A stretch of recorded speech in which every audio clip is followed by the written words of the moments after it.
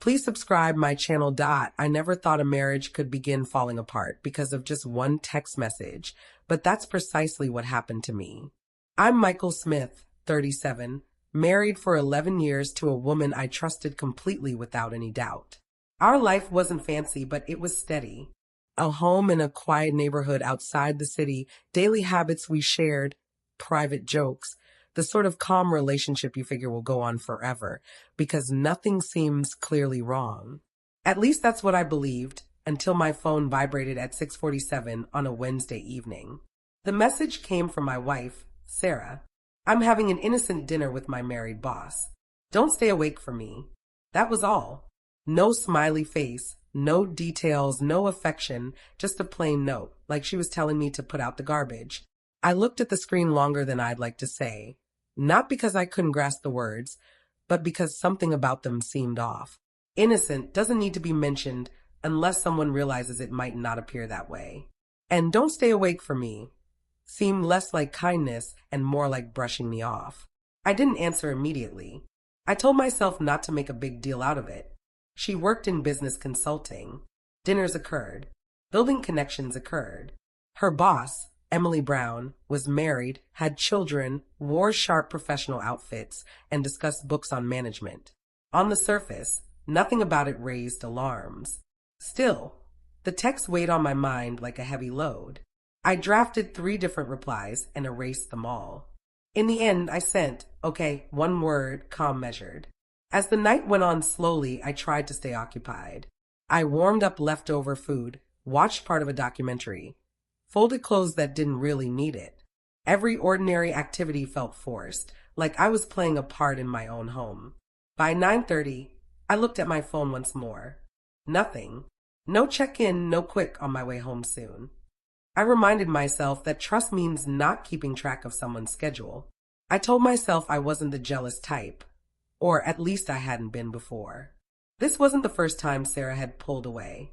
Over the last year, little things had shifted. Talks turned into quick exchanges about practical matters. She protected her phone more, chuckled at messages she didn't let me see, blamed stress from work, tough deadlines, and I went along with it because that's what caring husbands do. I handled extra chores without complaining. I cooked meals, handled the bills, asked how her day went.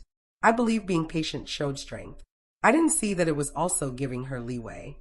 Around 11, I finally headed to bed, not because I felt sleepy, but because waiting seemed useless. I lay there looking at the ceiling, hearing the house creak and settle, going over that word in my mind. Innocent. I didn't sleep well. When I heard the front door open after midnight, I stayed still. She slid into bed without a sound, carrying the scent of wine and a cologne I didn't recognize. She didn't reach for me, didn't speak. By morning, she had already left. I didn't bring it up that day or the next. I wanted clear thinking, not defenses. In the weeks that followed, the same thing kept happening. Late evenings, sudden plans. Offhand mentions of Emily's name slipped into talks like it was nothing special. Each time, I felt a bit more overlooked. Finally, I asked her straight out if something was happening. She laughed, not in a nice way, and said I was imagining things. She told me I ought to appreciate that she bothered to let me know her plans. That comment stuck with me. Bothered to let me know, not fully open, just barely enough. The point when it all became clear happened on a peaceful Sunday afternoon.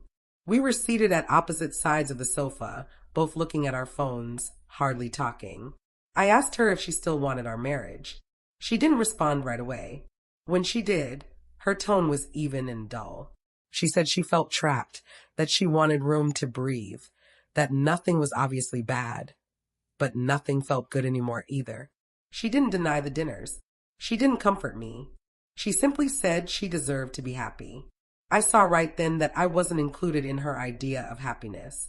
That night, I made a choice, not from rage, but from valuing myself. I didn't blame her. I didn't plead.